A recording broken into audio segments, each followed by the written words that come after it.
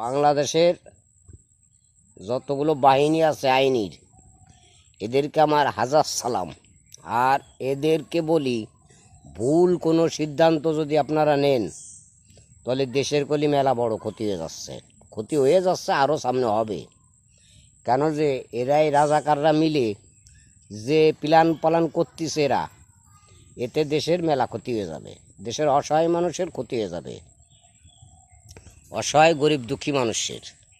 কেন যে এই রাজাকারের বাচ্চারা কালকে যে ঘটনা ঘটাইছে পরশুদিনকে, সেই ঘটনা ভিত্তি করে এখন যদি জাতীয় পার্টি নিষিদ্ধ হয়ে যায়, তবে বাংলাদেশ আর কী থাকলো? এরপরে তো বিএনপিরও নিষিদ্ধ করে দেবে।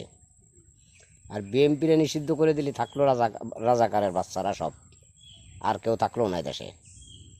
তা ওদের হাতে যদি আপনারা এই ক্ষমতা দেন, তাহলে দেশ পাকিস্তান হতে টাইম লাগবে না।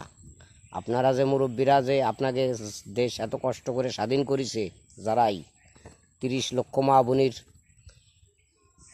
যুদ্ধ করে দেশ স্বাধীন করেছে, ভাই বিরাদার যারা আছে, তাদের যুদ্ধ করা বৃথা হয়ে যাবে। এই দেশের মানুষ আর আইনের পরে শ্রদ্ধা থাকবে না। এই জন্যই বলতেছে, আইনের লোকরা খুব হিসাব করে কাজ করুন। আপনাদের কাছে এইটুকু আমাদের প্রশ্ন যে আপনারা ভুল কোনো সিদ্ধান্ত নেন না। ভুল সিদ্ধান্ত নিলি কেন যে দেশ পাকিস্তান হতে টাইম লাগবে না।